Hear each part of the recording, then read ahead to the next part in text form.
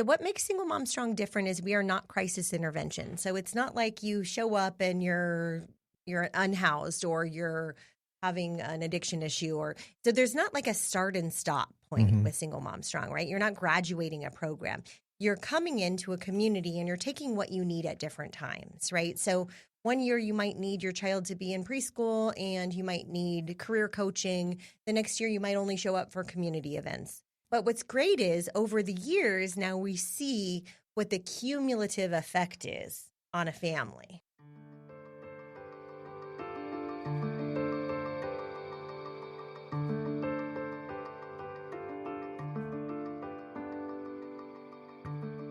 Hi, I'm Jeff Holden. Welcome to the Nonprofit Podcast Network. Our purpose and passion is to highlight a nonprofit organization in each weekly episode, giving that organization an opportunity to tell their story in their words to better inform and educate the respective communities they serve, as well as provide one more tool for them to share their message to constituents and donors. Our goal is to help build stronger communities through shared voices and to both encourage and support the growth of local nonprofit organizations through podcasting. Thanks to our founding partners for their foresight in helping us transform the way conversations start. CapTrust, fiduciary advice for endowments and foundations. Runyon Saltzman Incorporated, RSE, marketing, advertising, and public relations creating integrated communications committed to improving lives. And Western Health Advantage, a full-service healthcare plan for individuals, employer groups, and families. For the month of May, I've chosen to do something a bit differently with our episodes. We all know the significance of mothers and children.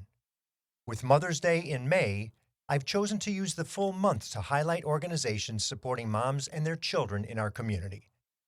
If you like this thematic approach, feel free to let me know through the link on the website. Enjoy the episode.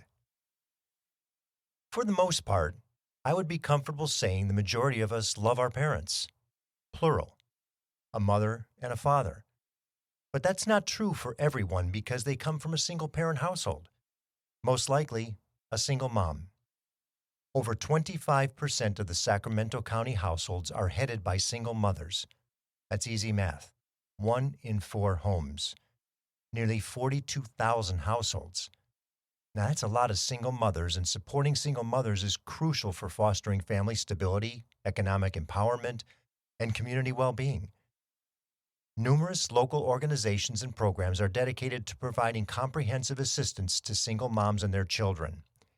Single mothers are a force to be dealt with, and they're a force that needs support and consideration. How does a single mom get to work with young children? Well, that's a daycare issue. How does a single mom learn and grow professionally when she's the sole income for the household, not to mention cooking, cleaning, and caring for the kids' extracurricular activities? Well, that's a workforce issue. How does a single mom find community that can address both her needs while not having to abandon the children? Well, enter Tara Taylor, founder and executive director of Single Mom Strong. Herself a single mother, the program was born out of her own personal experience, and what a story it is. Tara Taylor, welcome to the Nonprofit Podcast Network. Thanks so much for having me, and thanks for doing this for our community. I'm so excited to speak with you because single moms are such a significant part of our population, and the necessity for them to do a good job is even that much more important. So let's get into this conversation. Typically what we see with organizations serving specific niches like you do, single moms, is that they're born out of personal experience. And I know that's the case with you, but everybody else doesn't. Sure. Would you walk us through what prompted you to embark on such a task? Yes. I was married and divorced very young. I had a daughter at the age of 20 and, just matured much more quickly than her father did at that stage. And we grew apart, and I had a sense of responsibility over the well-being of my child, as every parent does. Sure. And so I really focused on building my career and being present for my daughter. And the way I could do that was entrepreneurship. So I was very successful in my professional life. And despite having financial resources, I still found single parenting extremely challenging. So there were many points throughout my parenting where I felt like, why is this so hard? And how could we make it a little easier for young moms coming behind me? And so as those moments stood out, and once my daughter left for college, I thought perhaps I could use my life experience and my business experience to make a difference for other moms. You went from 0 to 18 years old in about 30 seconds. Yeah. Well, what I can say is it was a very long, hard journey in a lot of ways. I remember the moments like waiting at the mailbox for a child support check that didn't show up. I remember a lot of really interesting systemic barriers, like the childcare subsidies that have an income cap that's a little too low for you to do well for yourself, but not enough for you to really thrive. And so there were just things that stood out in that journey. And there was also, getting to a point in my career where I could afford and could provide pretty well for my daughter. And she was an athlete and wanted to play soccer. And so she was on a traveling team. And I was the only single mom out there. And there was a lot of moments where I felt really the stigma around single parenting. And, this is only 25 years ago. So you would think people would have been more evolved. But there was a lot of judgment. So those different things, different pieces of my journey where I just thought that, this isn't right. And the bottom line is that every single mom is just like every other parent. They want the best outcome for their child, right? And most of us didn't get here by choice. And, so what can we do to remove the barriers to their success? And so that's what really Single Mom Strong is about. And to your point of you're working a full-time job, and yours was not a 9 to 5. It included weekends, real estate, and all sorts of activity, not to mention you're playing coach with your daughter's team. I mean, the demands on the time of a single parent are tremendous. Yes. And the pressure of knowing that the financial side of things has to be taken care of as well. Yes. I got my associate's degree first, and I did that by studying 3 hours a night when I put my daughter to bed. So 9 to 12 was school for me. And then I got my real estate license the same way. Then I got a broker's license the same way. But it was also, like being on the soccer field, taking a business call, just managing things however I could. The great thing about that was I had a child and a mortgage, and I had to provide, so I did. And for me, that was motivation enough. Not everybody's fueled the same way I am, of course, but it really spurred me to do well for myself, which is great. But it was a lot of competing priorities all the time. And that's true for every single parent. You have to be the breadwinner and the disciplinarian and the teacher and the friend and, make the meals. And it's so much responsibility.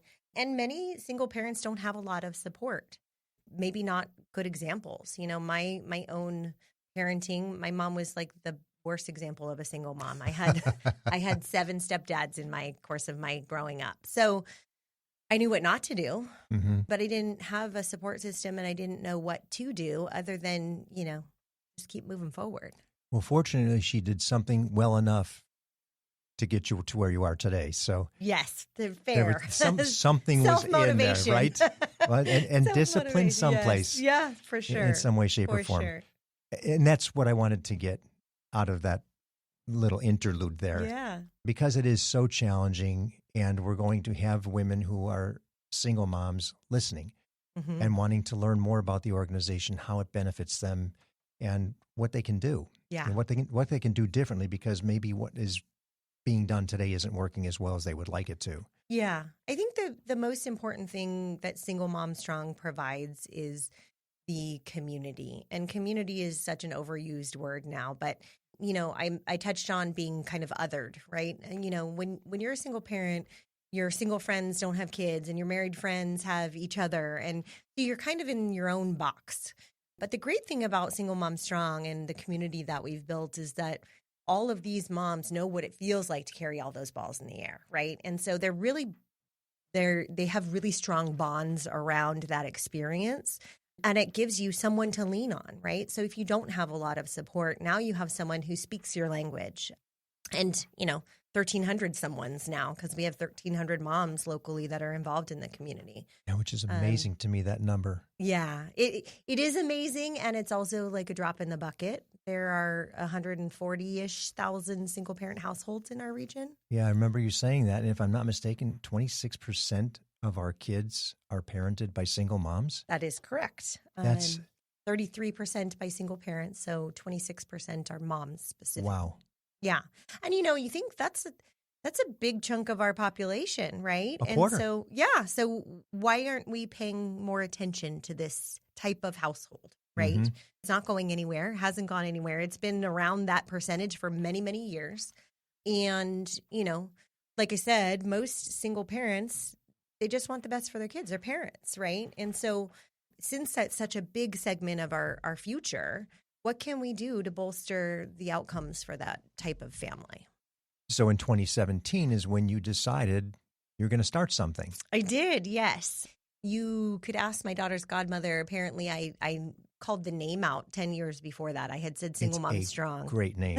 Thank you. It is a great name. Thank you. So there were pieces coming along the way. And finally, when, like I said, my daughter left for college and had all those free Saturdays because no more soccer games, I knew I could use, my business experience plus this lived experience to make a difference. And so I started with Holiday Adopt-A-Family. I love Christmas. I love giving. And I also remember, I told you there's like things that stick out in your journey as a single parent. And I remember the hard years where, I want to give my daughter everything and I just can't, right? And so when you're a struggling, not even struggling, but just barely getting by single parent, something like a holiday can be really challenging. And so we started with Holiday Adopt-A-Family, really just to pour some love into some single parent families. We learned a lot in that first year. We adopted 2 families. Now, last year, we adopted 74. So you still do the program? Yeah, every year. Yes. 74 families. Yes. Wow. And we do it a lot different. Single Mom Strong is what the name implies. So it's very much about uplifting, about pouring into people who are lifting themselves up as well. And so we don't let things feel like charity. We call our center the Empowerment Center for a reason.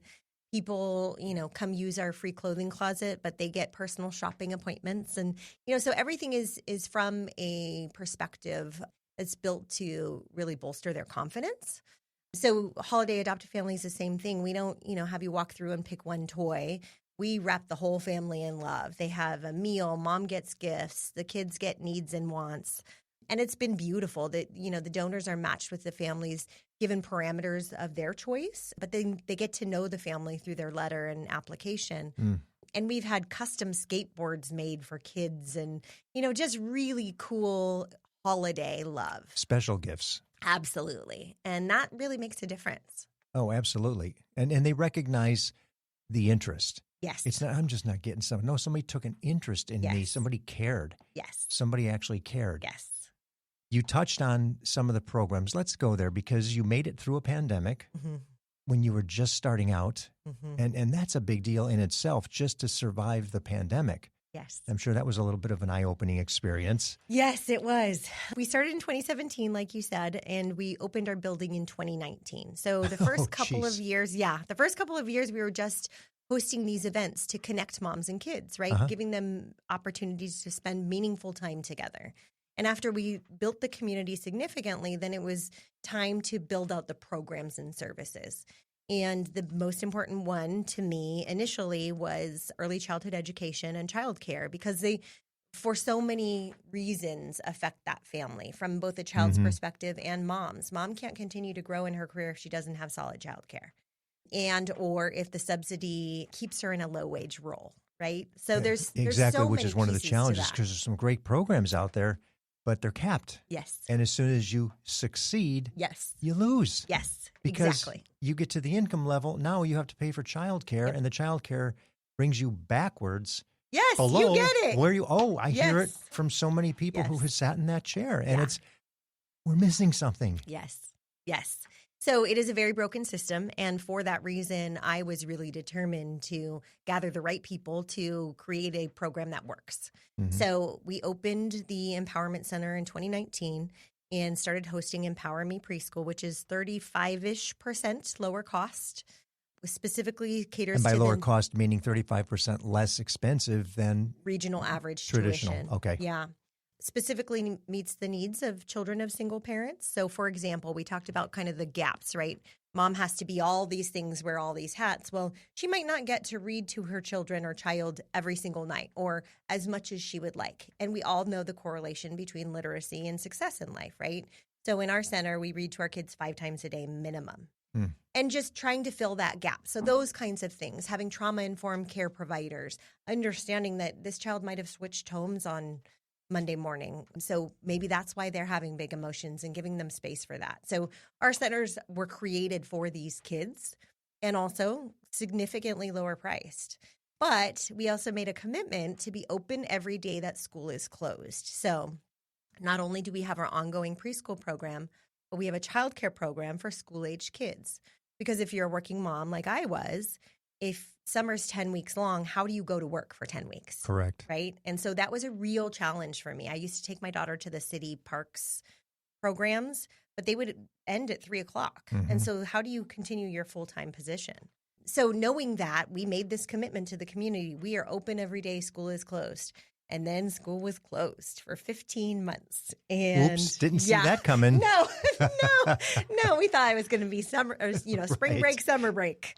But it was like the magic happened because essential workers were able to go to work. We had people coming all the way from Elk Grove to use our childcare because they had nowhere for their kids to go. And I'm a nurse, I have to go, right? And so it was a beautiful and incredibly difficult time. We had 15 schools represented at one point, like kids working on different learning platforms, different school districts, different grades.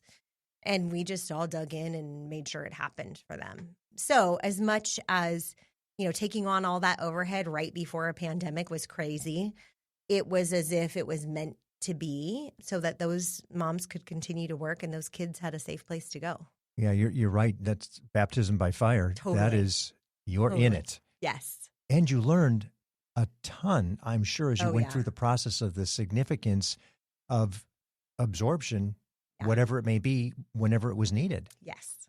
That's one thing I will say that we do well is we listen to our community. It's really about what single moms in this region need. It's not about what I think they need. I think sometimes nonprofits get really siloed in, their mission, their way. And what we've done is really adapted, and we've been nimble, right, in that way. And it's worked well for us. We'll continue the conversation of resilience, perseverance, and success of single moms with Tara Taylor of Single Moms Strong right after these words from those who make our program possible. I'm thrilled to have Western Health Advantage partnering with us as they do so much to support so many nonprofit agencies in our community. As a truly local health plan, you'll find individual and family options, employer options, plans for CalPERS and Medicare Advantage. From medical services to pharmacy, health and wellness support, as well as behavioral health care, Western Health Advantage has a plan that fits what you need. As an employer, for profit or nonprofit business, individual or family, you can find more at westernhealth.com.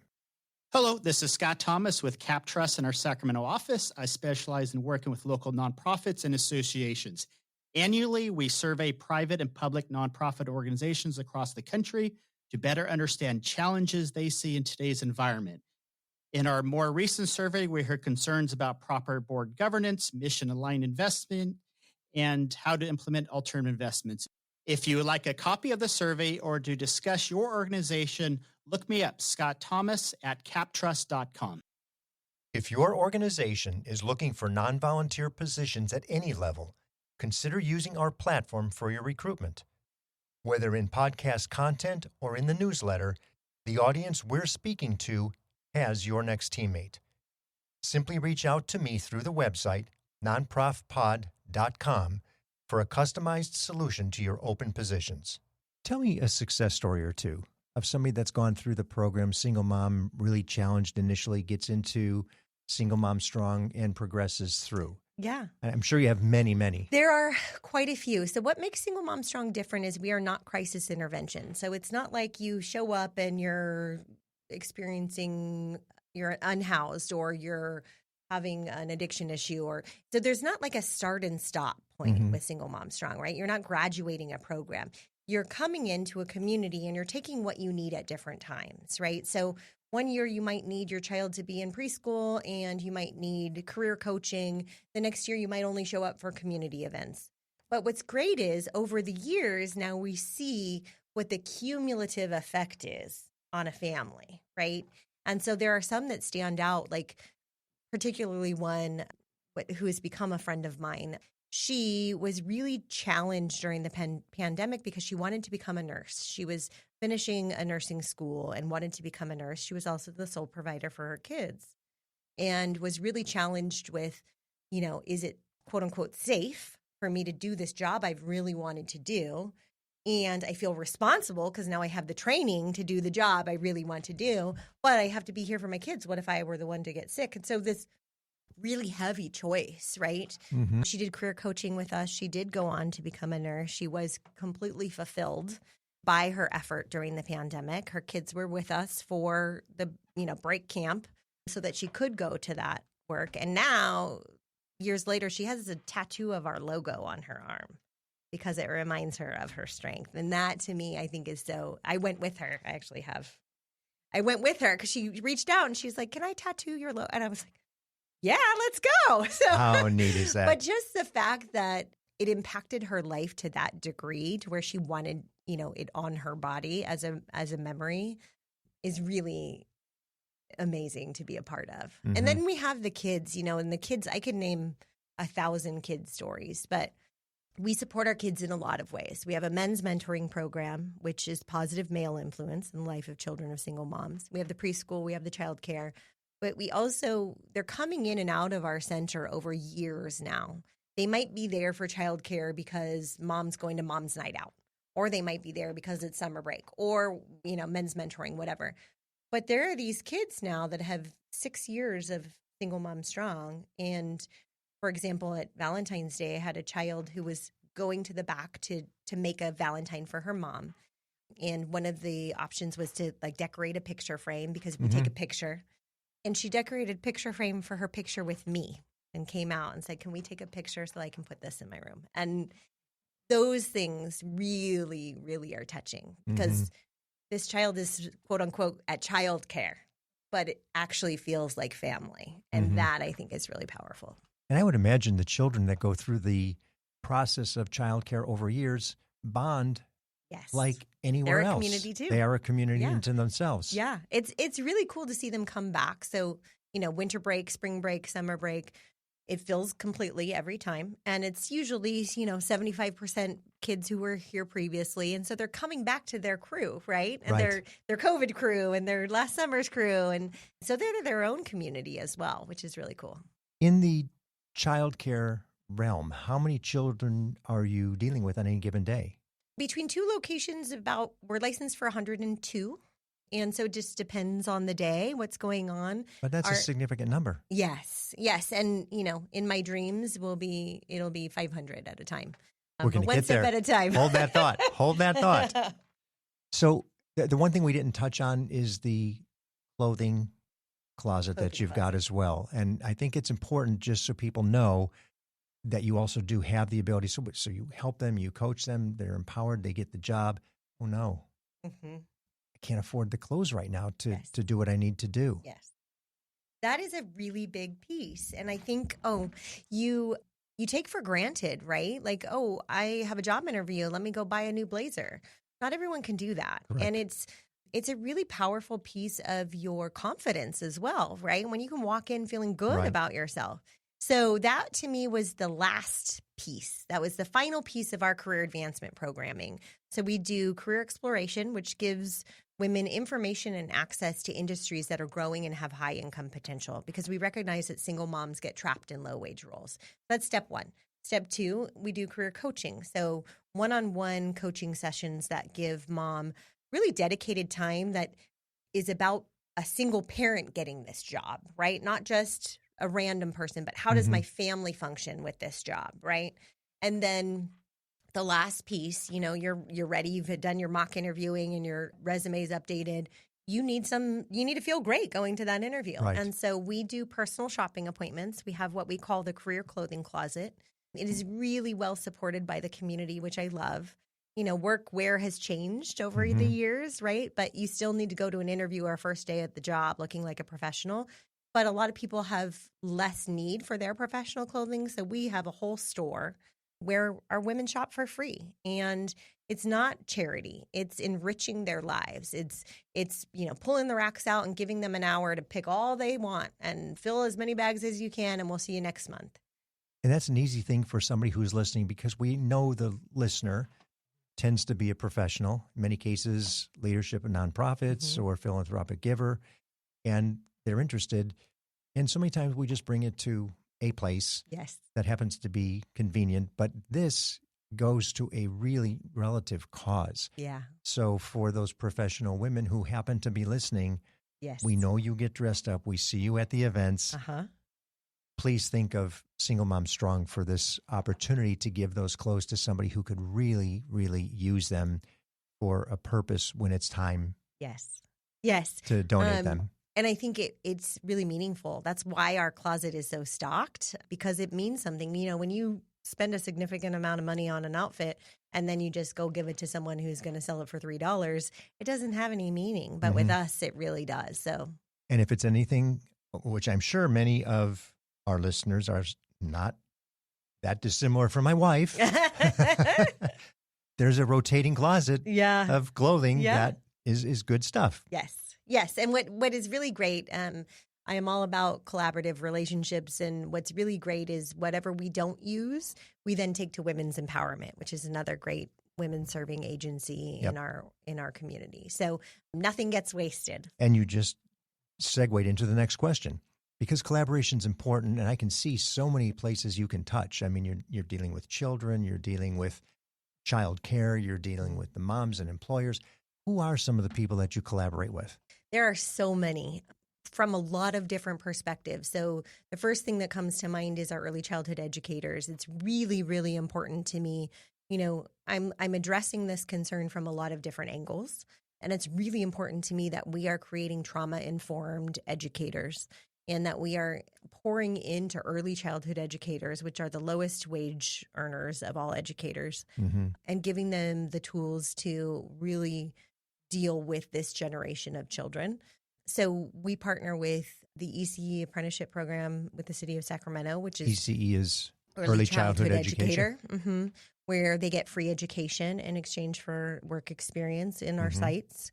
We also partner with Cristo Rey High School, another very familiar with it. Yeah, another organization that does great work, and they are our interns in our program because one of the things that makes our program so great is lots of hands, lots of hearts, right? And lots of different perspectives. So having the high school interns that want to play with our kids, and it's really beautiful to see. So those partnerships are excellent. And then, from the other direction, as I think I touched on in the beginning, there are lots of crisis intervention programs in Sacramento, not a lot of long-term resources. And most of the crisis intervention programs have an endpoint, right? You graduate or your time's up or whatever the case is. But many of the people who come out of those programs are single moms, and they still need community. They still need connection and resources. And they might come out of those programs often with, entry-level job skills. And we are the next step. And so we collaborate with all of the organizations serving unhoused women, St. John's program, Women's Empowerment, Weave. And then we partner with a lot of the family serving organizations, and just really trying to be that next step in community for people after the crisis, and hopefully avoid the crisis altogether in the future. That's exactly what I wanted to hear. And I expected to hear, because the organization's been successful. You're not doing it alone. Yes. And you're a feeder and a resource, a support mechanism. It's a 360 for all of you. Yes. In the space. Yes.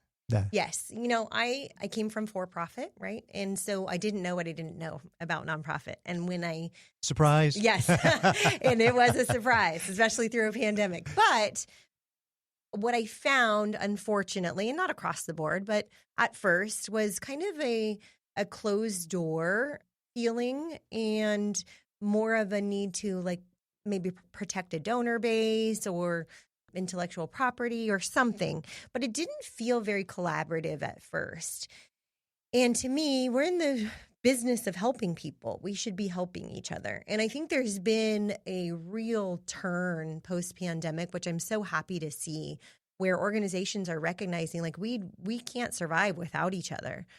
And not only that, but we are better together, right? And so I love seeing the emphasis on collaboration and the grantors and supporters who are pouring into collaborative relationships because we are so much more powerful together. So I'm really proud of the collaborations that we do on small and large scales. Even our summer camp for our school age kids is true summer camp. So they have that pool day, park day, but we bring a collaborator in every week. So 916 Inc. or Sac History Museum, so that our kids have unique experiences, but they're still mom's only paying $99 a week for full day childcare.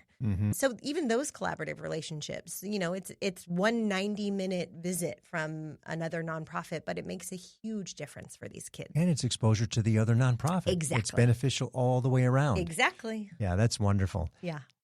Funding. Let's talk a little bit about how the organization's funded, because you have approached it a little bit differently. Yes. And I would say today to your benefit. Yes. Like I said, I didn't come from nonprofit, and riding the grant cycle wave was crazy to me. So, it was really important that we created something sustainable. So what we've built is kind of the opposite of how most nonprofits function. We are 80-20 fee for service, meaning 80% of our income comes from the tuition for our preschool. That seems crazy because it's 35% lower cost, but that tells you how much this supply and demand issue really affects preschool costs, because it does not cost what people are paying. You were just going to answer that. I was going to make that statement saying means it can be done. It can be done. For less. It's been done for 5 years, as we've been voted best of Citrus Heights last 4 years in a row. So it's done well. It's done much less expensive. That said, that's what keeps our lights on. And then the other 20% is grants, donations, sponsorships, which to me just means so much opportunity, because if we have, higher grants, donations, and sponsorships, then we can just do more, right? It's not about sustaining. It's about improving and growing. And here we are 8 years into your organization, and you are pushing toward the $1 million mark, which is incredible. That's a lot. It's a lot. It's a lot all the way around. How many people do you employ? 14. Okay. Might be 15 now. Ish. Okay. Close enough. Let's take a minute to share the vision. You mentioned started down that path. But if I had a blank check for you and I said, you know what, Tara, if you give me the right answer, this is yours. What would it look like? What would you do if money were no object? When money is no object, I'm putting that out in the universe. When that happens, we will regionally have a preschool location within 10 minutes of every single mom. So that to me means Rancho Cordova, South Sacramento, Elk Grove, just being sure to saturate the region, hopefully even more than those 3 locations, because we can correct the supply and demand issue if we create supply at our price. So that's step 1. The second is to build an army of trauma-informed early childhood educators. It's a path that I'm on right now, actually in collaborative relationship with Heartland Child and Family Services, to build more educational tools for our educators to become more specialized in those ways. And then finally, it's to have at least one more chapter of Single Mom Strong. So what I think we've created here is the model of what Single Mom Strong could be in any city. And so to duplicate that effort in another city and show that this is something that can be duplicated. Oh, if you could scale it, how wonderful would that be, right? Yes. And then I'll pass it off to other strong single moms in other cities. and let them, make their own magic. But just to know that we can write the manual on how to get this done within my lifetime, that's the goal. That's wonderful. Thank you. That's wonderful. And childcare is always going to be a need. Yes. Regardless of if we cured divorce Right. or we cured, school issues, whatever that is, the Yes. greater problem that causes some of the issues that we have to deal with. Childcare is not going away because parents work. Yes. I think the pandemic, good and bad of it, right? But one thing it did do is really explain to everyone how important childcare is, right? Right. And while that's fresh in our memories, we need to do something Mm-hmm. because childcare impacts, it is the reason that people get stuck in lower economic status Mm-hmm. for generations, right? Yeah, it sustains a cycle that we would prefer to break. Absolutely. And at the same time, it's something that's really fairly easy to solve. And so if we really look at just the very small changes that need to be made to truly make something universal. Yeah. Because I hear this universal pre-K, and like that's not universal. If my child is in school from 9 to 12, who's picking them up at noon Mm-hmm. if I work, right? So that's not universal. So if we just took apart the broken system and made it work for everyone, we'd all be so much better off. Mm-hmm. So childcare, I'm hugely passionate about because it wouldn't be hard to fix. Back to reality, Mm-hmm. and you're dealing with your day-to-day. What's the greatest need? The greatest need. Well, funding, of course. I think that's every nonprofit's greatest need. Yeah, it's nothing that money won't fix in many cases. Right. Male mentors. That is a program that is magic. And it's a really low lift, right? There's no special skills required. It's 2 hours a month of volunteering, and it dramatically Just 2 hours changes. a month? That's it. Dramatically changes children's lives. It is a commitment. So we need positive male influence in the life of children of single moms. You're working Mm-hmm. to reverse some of the abandonment they might feel from the inconsistent presence of a male figure in their life. And by showing up every single month, that negates some of that abandonment that these kids are feeling. So it's not a hugely difficult thing to do. It is a commitment. It's Mm-hmm. 10 months commitment. But if I had more male mentors, just the self-esteem change that I see in these kids, I Mhm. mean, it's hugely powerful. Well, and sometimes in the mentors too. Yes. They Yes. learn something that they didn't expect to have learned from those children. Yes. The mentors that we have typically were raised by a single mom, or their kids have grown and they're empty nesting now, but they get just as much out of it as our kids do, for sure. I'm envisioning another, like a big brothers, big sisters. Where's the big brothers who might be able to support that need? Yes. If Yes. they've got the bigs, Yeah. you've got the littles. Yeah. Absolutely. Yeah. I see a lot of potential for that program in the long term. Mm-hmm. I see a lot of potential for a lot of things we do, and we're just kind of a small, scrappy team at this point trying to make it all happen. So Yep. in time. You've got so much going on. Yeah. What's the best way to learn more about the organization? Where should people go? Singlemomstrong.org is Okay. our website. Lots of information there. And we will put that in the show notes as well, so it's an easy Yeah. tap. Yeah. We also do online orientations, which is something that I love about our program. So if you're a mom or you want to volunteer, we just do a 15-minute conversation, walk through some slides that kind of demonstrate all the things that Single Mom Strong is and Mm-hmm. does. But I think it makes things make sense for people, and it's 15 minutes. It's only 15 minutes? Yeah. And we can get that on the website? Yep. You They find just it on click and make an appointment. Oh, that's wonderful. Yes. That's so simple. Yes. So simple. Well, Tara, what a beautiful story of you turning passion into purpose, into practice. You have walked the walk. Thank you. You've been there, and you are now doing something that's not only making a difference, but it's fulfilling what you want to do and touching so many different lives of children and single moms that are so important. And the astounding number that we've got, thinking it's 0.25% of the population of parenting out there. Yeah. Is a great need. So in so many ways, thank you to your and your team of 14, 15, whatever it may be. And we're doing this as a series for May for Mother's Day. So happy Mother's Day to you as well. Thank you very much. Thank you. And thanks again for doing this. It's especially for smaller nonprofits, to get the word out is so important. So I really appreciate you. Happy to do so.